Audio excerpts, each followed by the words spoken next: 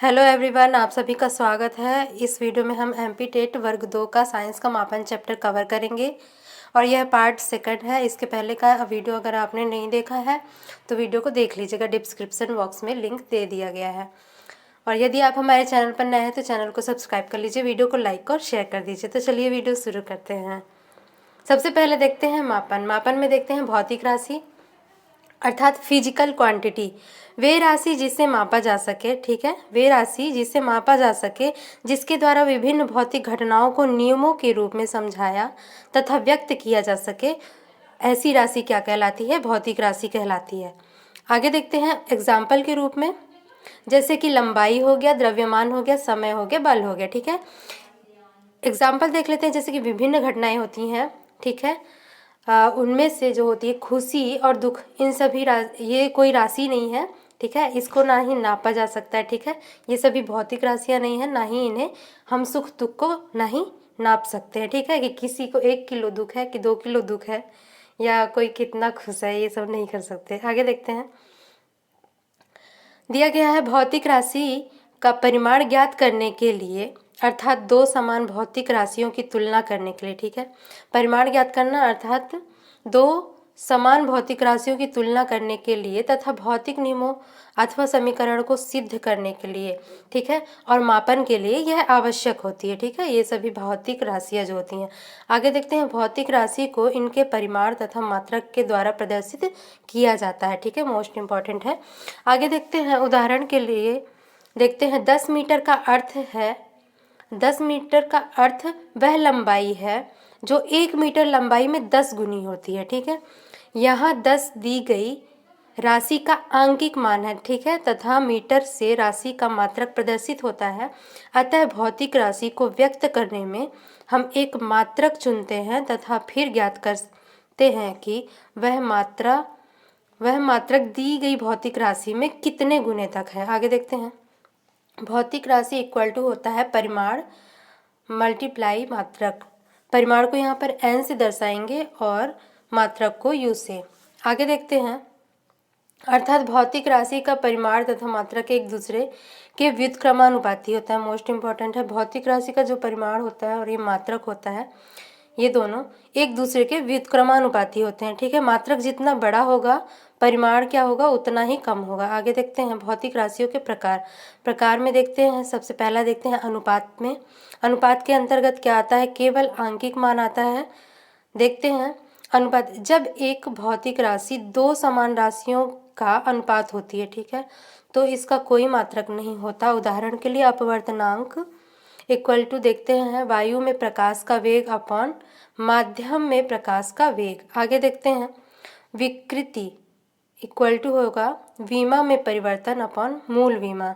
आगे देखते हैं अदिश राशि। ठीक है, अदिश में इसमें केवल परिमाण होता है। ठीक है, आगे देखते हैं, इन राशि में कोई दिशा नहीं होती है, जैसे कि लंबाई हो गया, समय हो गया, कार्य हो गया, ऊर्जा हो गया आदि।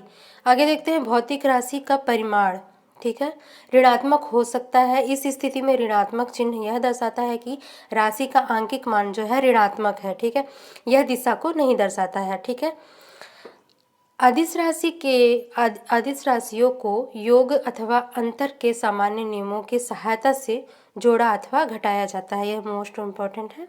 आगे देखते हैं, ये जो टॉपिक्स दिए गए हैं कथन के रूप में, हो सकता है कि क्वेश्चन बने तो आपके काम आ सकते हैं। आगे देखते हैं सदिश राशि। ठीक है, सदिश राशि में क्या होता है?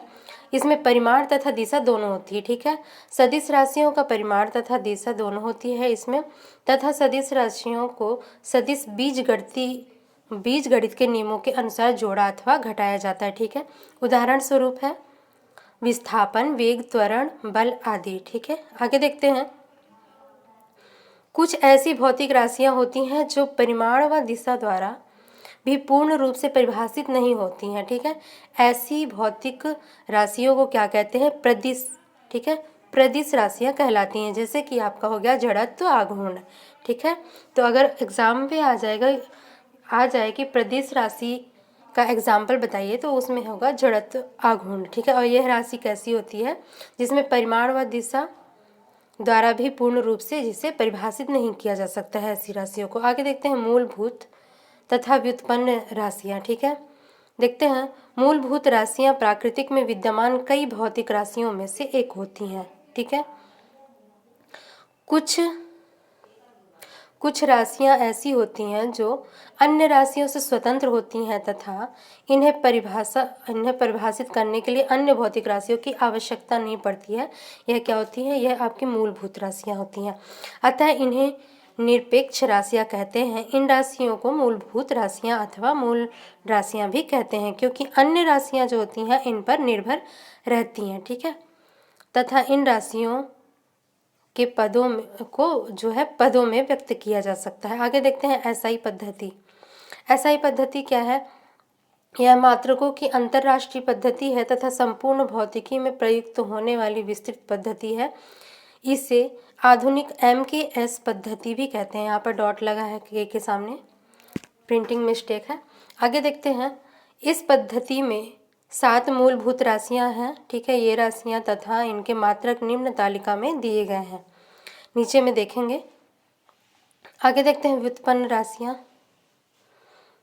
व्युत्पन्न राशियां अन्य सभी भौतिक राशियों को मूलभूत राशियों की विभिन्न घातों से भाग अथवा गुणनफल के द्वारा व्युत्पन्न किया जा सकता है। अतः ये राशियां जो होती हैं व्युत्पन्न राशियां कहलाती हैं। ठीक है, यह मूलभूत राशियों से बनी हुई होती हैं।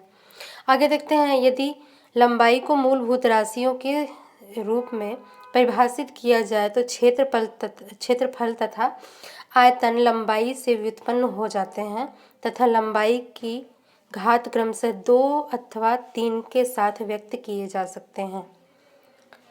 आगे देखते हैं। नोट में है, यांत्रिकी में लंबाई, द्रव्यमान तथा समय मूलभूत राशियां चुनी गई हैं। हालांकि भौतिक राशियों का यह समुच्चय अद्वितीय चयन नहीं है। वास्तव में यह यांत्रिकी में कोई भी 3 राशियां मूलभूत राशियों की तरह ले सकते हैं। ठीक है, तो अन्य राशियां इन पदों में व्यक्त की जा सकती हैं। उदाहरण के लिए यदि चाल तथा समय को मूलभूत राशियों के रूप में लिया जाए तो लंबाई जो है व्युत्पन्न राशि बन जाती है। ठीक है, क्योंकि लंबाई अब चाल समय के रूप में व्यक्त की जाएगी तथा यदि बल तथा त्वरण मूलभूत राशियां ली जाएं तो द्रव्यमान को बल तथा त्वरण से परिभाषित किया जाएगा तथा यह व्युत्पन्न राशियां कहलाएंगी। ठीक है, सिंपल से कहने का मतलब यही है कि जो व्युत्पन्न राशियां होती हैं वह आपकी मूलभूत राशियों से प्राप्त की जाती हैं। आगे देखते हैं मूलभूत तथा व्युत्पन्न मात्रक। सामान्यतः प्रत्येक भौतिक राशि को परिभाषित करने के लिए एक मात्रक की आवश्यकता होती है। अतः ऐसा प्रतीत होता है कि कई भौतिक राशियों के लिए कई मात्रक आवश्यक होने चाहिए। यद्यपि ऐसा नहीं है। यदि यांत्रिकी में हम कोई 3 स्वेच्छा से भौतिक राशियों को चुन लेते हैं तो यांत्रिकी में अन्य भौतिक राशियों के मात्रकों को इनके पदों में व्यक्त किया जा सकता है। आगे देखते हैं। आगे है मात्रकों की पद्धति। सभी प्रकार की भौतिक राशियों के लिए मूलभूत तथा व्युत्पन्न दोनों मात्रकों का समुच्चय मात्रकों की पद्धति कहलाती है। ठीक है, प्रचलित पद्धतियां निम्न प्रकार की हैं। तो फ्रेंड्स, इस वीडियो में सिर्फ इतना ही। इसके आगे का हम नेक्स्ट वीडियो में देखेंगे। ठीक है, यदि आप हमारे चैनल पर नए हैं तो चैनल को सब्सक्राइब कर लीजिए, वीडियो को लाइक और शेयर कर दीजिए।